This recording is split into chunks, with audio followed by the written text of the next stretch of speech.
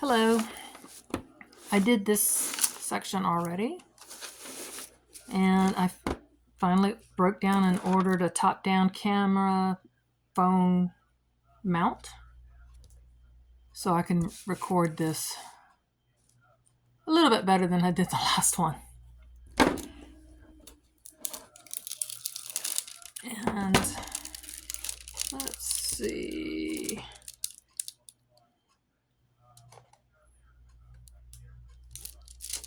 Got a little piece of tape here.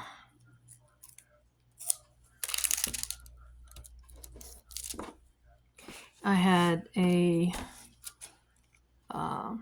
crafters meeting where I demonstrated some of this and shared how I like to do things. So let's see. Looks like a bunch of O's.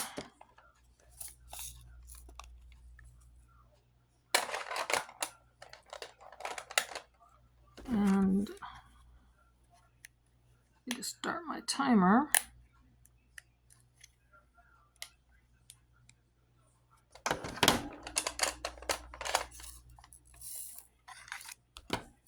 Oops.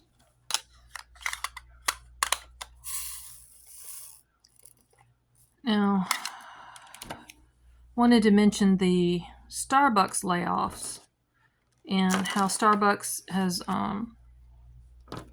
just didn't notify their employees. They show up and the doors are closed. Basically a note to the customers. They got no notification whatsoever. And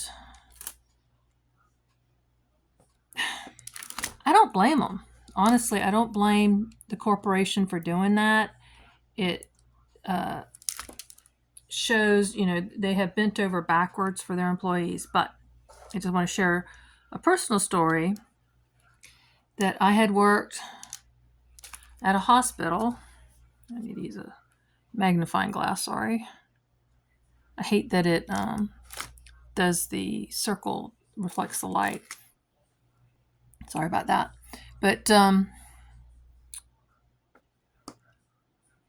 worked at a place, and one of my coworkers gave a 2-week notice, and almost immediately they got security and had her empty her stuff, and they didn't let her work out her notice.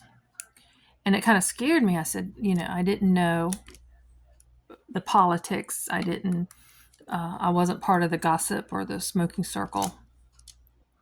So I didn't know, and I knew that I was going to be turning in my notice in about a month or so. So I had concerns about, if was I going to just be escorted out. So I talked to my immediate supervisor about that other girl's situation, and I was told, oh no, there were some other things going on. And I really liked my boss, and so when I told her, I was planning on quitting, there was not an issue. I wasn't escorted out. In fact, they had me stay for a couple of extra weeks, train another person, and get certain things cleared before I left. And they even threw me a nice party and everything. So those were very different situations at the same place. And we both did secretarial type work, clerical work. And now, the whole, this one has wrong color in it.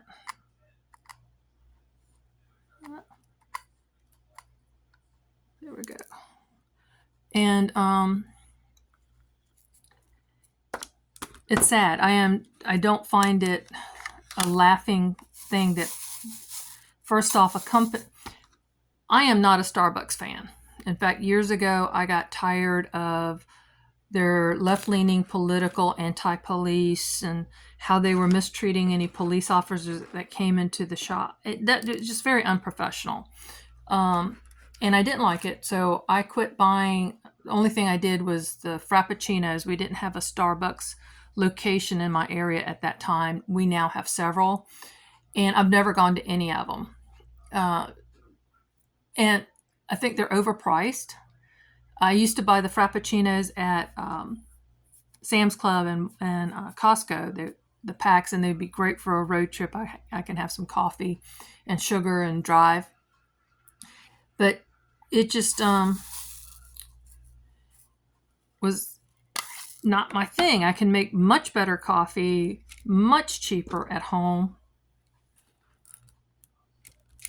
And unfortunately, I got spoiled with really good coffee from someone I knew that had a coffee shop. And I learned a lot about what is, drinking rancid coffee. But anyway, that's another topic. But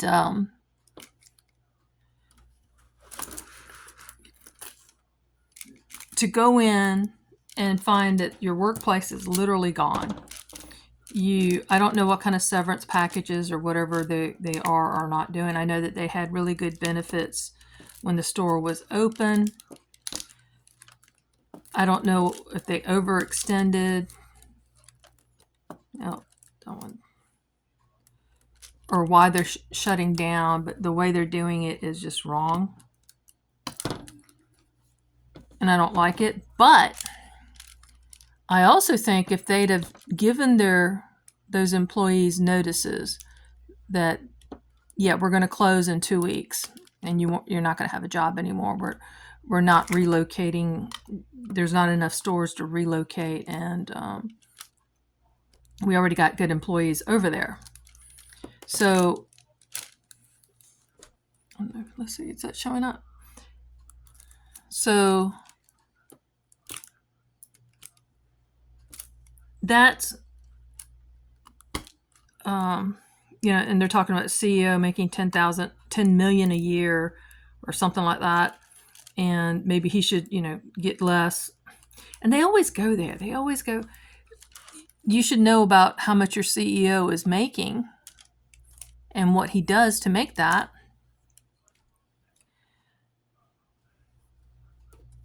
But that isn't the equation. If you should know how much your store is making. The local manager should know, and if they're not making X amount to stay in the clear, that something's going to eventually happen to that location. I had to close my shop when I was making less and less money. That's the nature of capitalism.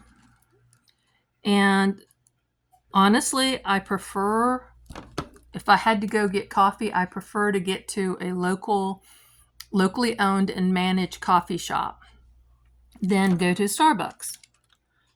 And they shot their foot there too, because overpriced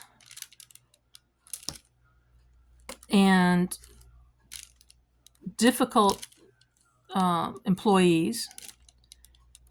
They were having issues of them not wearing the uniform and not being professional, and then they get fired, or they lose their clientele because they rather go to some place that's treating them better and prices are better and coffee may taste better. There's a lot to that. And I think we're seeing what's going to become the norm. People are not wanting to take a risk that their employees are going to literally burn the place down, or the 2 weeks that they're given notice that we're going to close this place, that they decide to give away a lot of product, steal a lot of product, and vandalize the place last day they decide to come. I think that's going to be the norm. Even if you're a good person, I'm not saying all of them would have behaved in that way, but all it takes is one to tear the shop, the whole place apart. And looking at the videos, someone came in and locked up and did some stuff to, I'm sure they had product that would go bad in the refrigerators or on the shelf, and they got rid of it and moved things around to make it easier for certain things to be shut off and closed. and having to come in and you see that, that would break my heart if I was an employee. But like I said, right or wrong, that's going to become our norm. And crying about it, complaining about the CEO is not the right thing. In life, I'm an old woman now, so I have experienced a few things. I've had several jobs over the years, and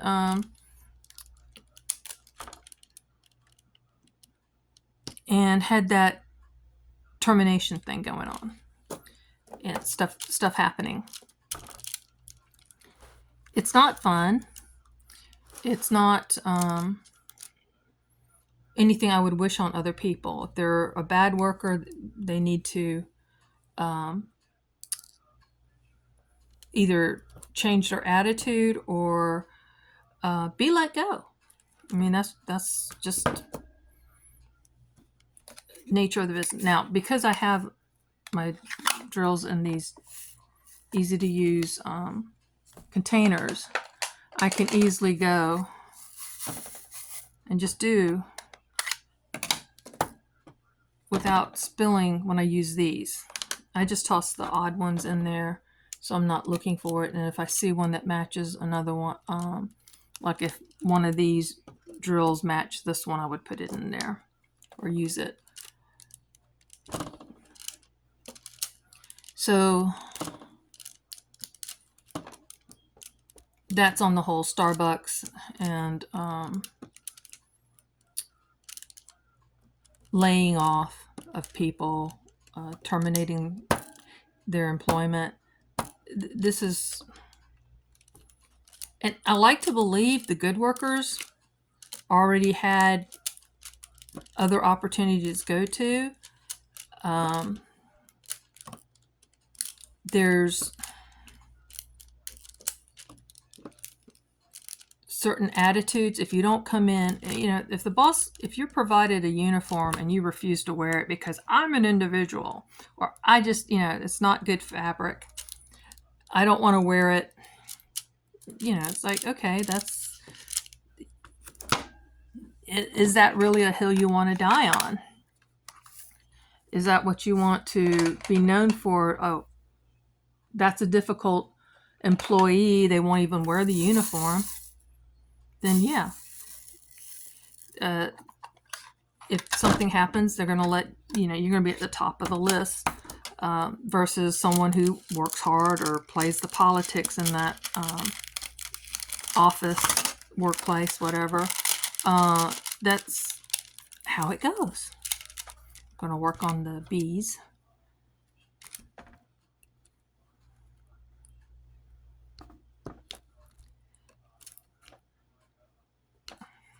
I'm sad for those employees, and hopefully they can find a better job.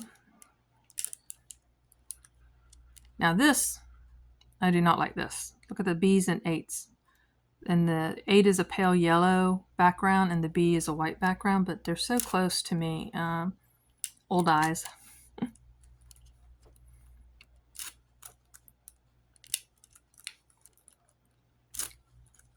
What do you think? You think this is going to be our new norm? Now, I still think, at a mom and pop place, they're not going to, a lot of times you know if they're going under. And most of the time they'll even let you know if you can find another job. We don't know how much longer we can hold on.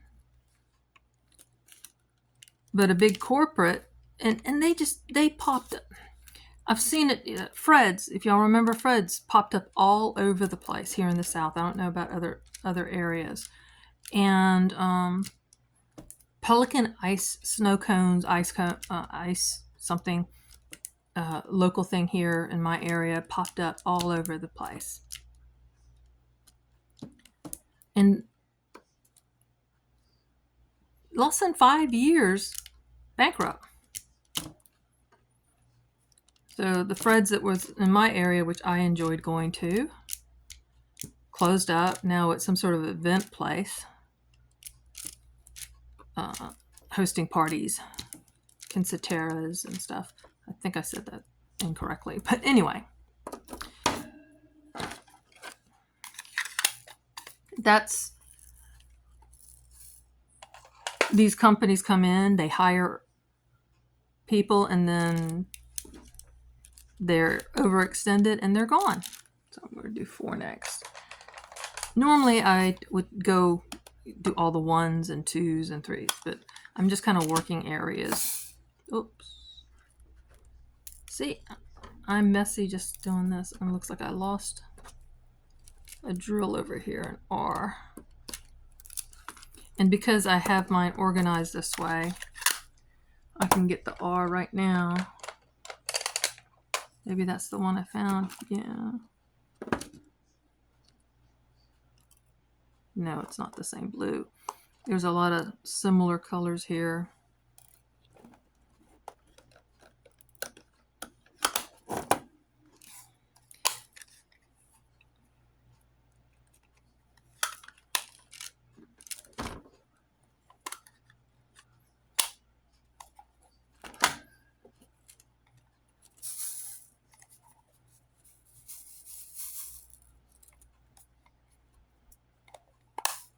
Oops, other side.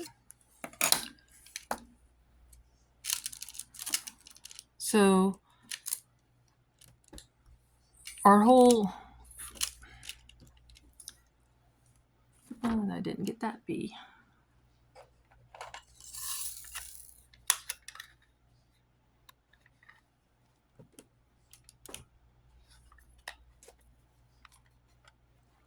Our whole system of employment, and when I was a younger person, I'm talking like 40 years ago, I knew so many people who have worked 20 to 40 years at the same place, and they got a nice retirement package, and you know, they worked at the same place for all those years. They were like family with their coworkers and even their bosses, and that was the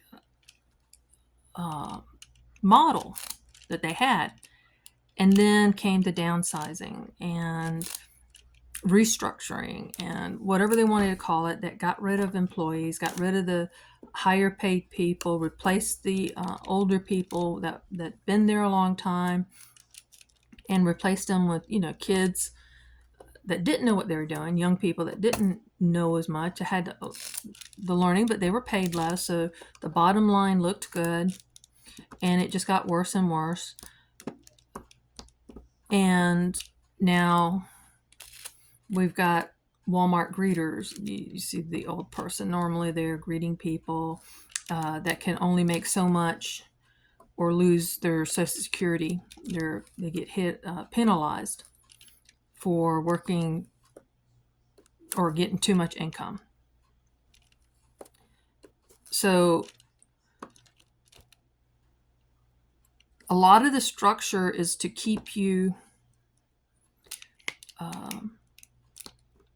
from getting out of the system. Now I'm going to get into some crazy stuff and nonconformist stuff. And I highly recommend Rich Dad, Poor Dad. Robert, I'm going to butcher his last name, but anyway, he also has a YouTube channel with his wife, and he really flipped the narrative. I'm a big Dave Ramsey fan. I'm big time no debt or low debt, only temporary debt. My husband and I agreed years ago not to get in debt for anything we couldn't pay off in 7 years or less. And that has been such a blessing to us. But Robert said some things that really blew my mind. He said savers were losers, and I'll come back to that. And I thought, no, savers are, that's the best thing you can do is save money. Be ready for those emergencies. And Dave Ramsey's always talking about, the emergency fund. After as you pay off debt, have that emergency fund. Because if you do lose your job or not able to work for some time, that you have the money that would carry you at least 3 months, mortgage, rent, or rent, whichever you have, and groceries and other bills that you have to pay. Robert said that you lose because that dollar you saved, even with whatever little interest you get, is not going to keep up with inflation. Like if I saved $1 in my bank account 20 years ago, it's the interest on that will not accrue with the deflation that's going on now. And he's right. I still believe in having that emergency fund, but it's no longer, you know, my job as an unemployed partner in my marriage, my husband and I. My job was to have things here available, like food, tools, things that we would need to use to. I got one down there.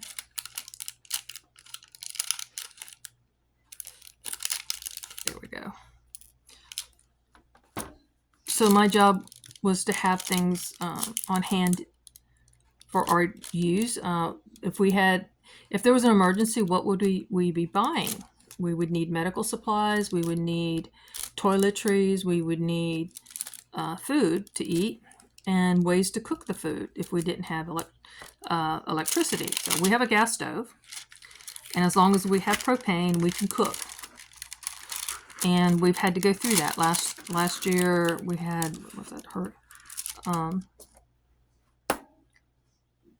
we lost power for a week, and we saw how much it cost us in diesel and gas that didn't have the cruddy stuff in it, ethanol free, and it was costing us $30 to $40 a day with the two generators, operating the two generators. And the big generator that would run the well and the hot water heater so we can take a hot shower and do things within a 4 or 5 hour period a day. The little generator ran our freezer and refrigerator and one window AC unit. And that kept us pretty comfortable. We were not hurting. I got a lot of stuff done with the internet down. But Robert talks about savers or losers. And so I have food for long-term storage that are now would have been very expensive for us to get. Prices have gone up, doubled on a lot of things. So the other thing Robert said that really blew my mind was that your home is not an asset. Your home is a liability. And I was like, what? I was always told, in fact, we were told we were stupid for not maxing out the house that we could buy. When we first got married, we bought a house that I could carry the mortgage on, and I made less money than he did. So in the event that he lost his job, I could carry the mortgage. And of course, if I lost my job, we probably wouldn't even have noticed. Basically, my job went into paying for luxury items and daycare for the kids, because if I stayed home, we almost were breaking even. So I'm not working on A. So Robert explained it very simply, and I love, when someone knows a topic, they can tell a child. I'm talking like a fifth grader. They can explain something to a fifth grader where they understand the topic, then the person who's teaching it actually understands it even, really well. If you can't teach a child some concept in a form that child can understand the actual thing, then you don't really know it. Now, Robert said, an asset puts money in your pocket. A liability takes money out of your pocket. You can't get simpler than that. is your home putting any money in your pocket? Only time, you can sit there and say, oh yeah, when we go to sell this house that we've had for 5 to 10 years, then we're going to make X. Well, are you actually making that money? And how much did you spend while you were in that house? And did you actually recoup that? Even though you can sit there and say, oh yeah, my house has doubled in value. Let's say you got really lucky. You fixed it up. You spent $10,000 more, $20,000 more, whatever, and you doubled the value of the house has doubled. So you went from $100,000 house to $200,000 house, and you only put 5 years worth of payments. And when you sit there and figure it out, and all the work that you put in, very few people are breaking even, and they're just bad at being able to get money together. And Robert is big into borrowing money to buy stuff, real assets. And he's gone through some things, and he explains it really well. And it's like, okay, I hate borrowing money. I hate having a payment. It really bothers me. But sometimes, you got to, and he does explain that really well. And I think everyone should have some sort of cushion. My job, the way I saw it in this partnership and the marriage, was to have certain things ready. Now our kids are grown. They are both doing well. They're both good human beings. I'm very proud. I can't believe that they're not messed up having me as their mother. But just trying to figure out, how do we go from this point? We're debt free. We still have to pay taxes. You don't really own it if you still have to pay taxes on it. And we're doing things differently. We've been changing up how we celebrate Christmas. I'm not willing to give up a tradition that's, to me, was fun and enjoyable. Initially, it was very stressful, and I didn't like the holidays. And my husband helped me change my attitude about that, because I didn't want to pass that on to my children. But it was like the worst time of year, from Halloween until my birthday in early January. My parents were not at their best. And I learned to hate that time of year. And I did not want to pass that on. So we all get to pass on these things. We have helped both of our kids financially. We looked at inheritance, people passing on and leaving behind stuff, and having their children fight over stuff, wanting things. Grandma said I could have it, and it wasn't written down, and no one else witnessed it, and now you have family strife and over what? I mean, so we both try to help our kids get a start, a good start, a financial start, and them not blow it. So we didn't have that with our family. We are up in years now and better established, and we are comfortable. Like I said, we're debt free.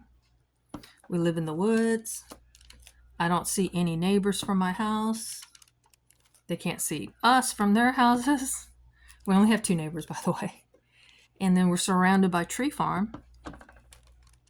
I love it. So,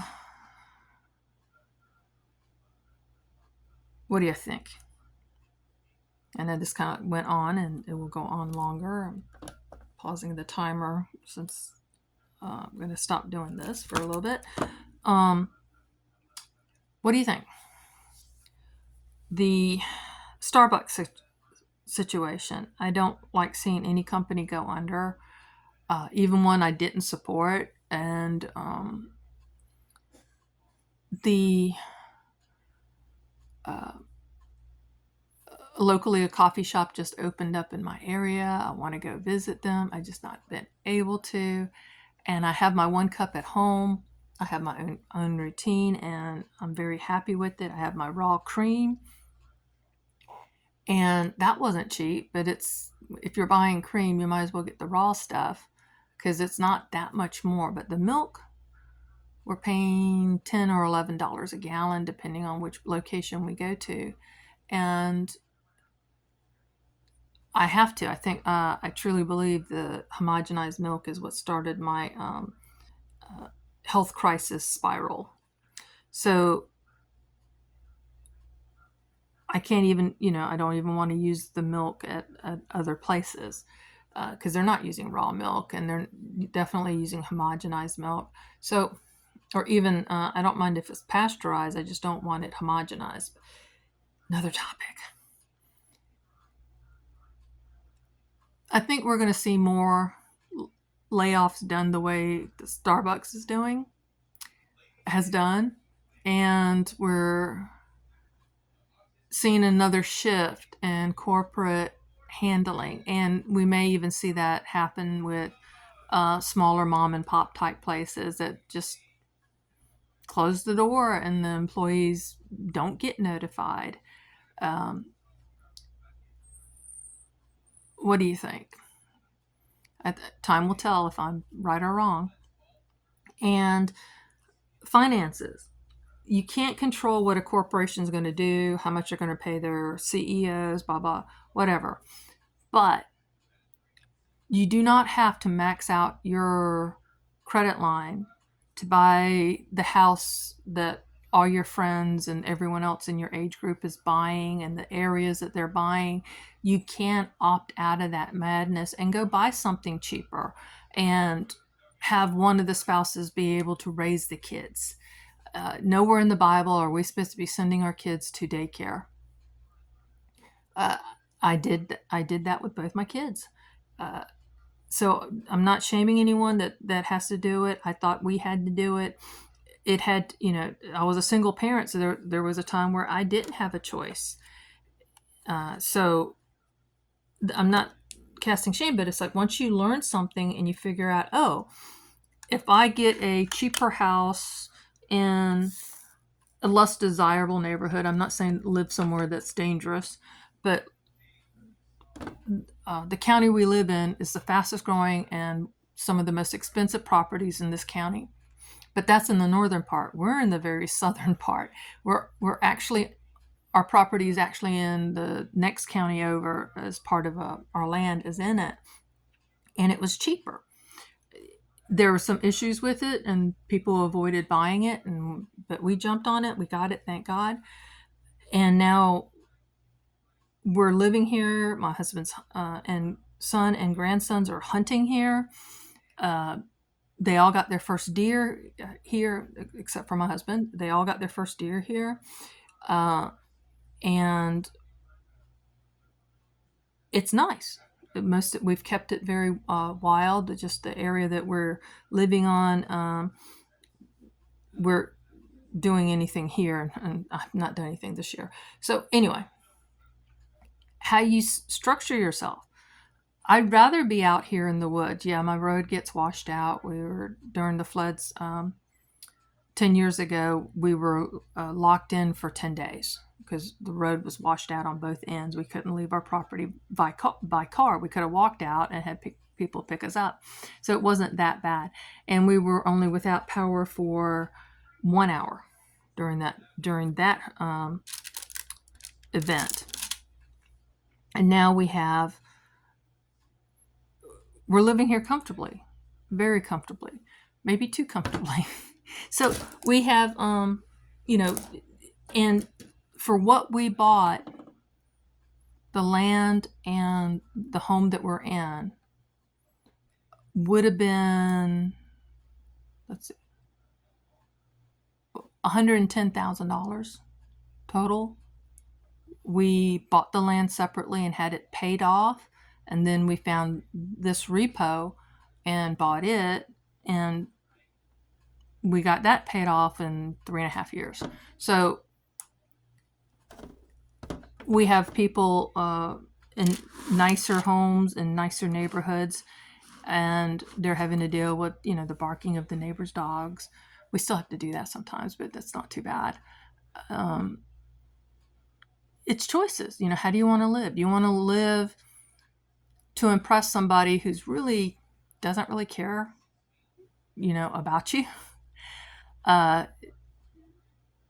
Or do you want to impress yourself or be in a position that you can pay for college? That's what started it. Our daughter was going to go to college. We had 3 years, and we didn't want her to, we had nothing saved, and we didn't want her to get any loans or start her young life in debt. And she wanted to go to college at that point, and we said, okay, we'll pay for it.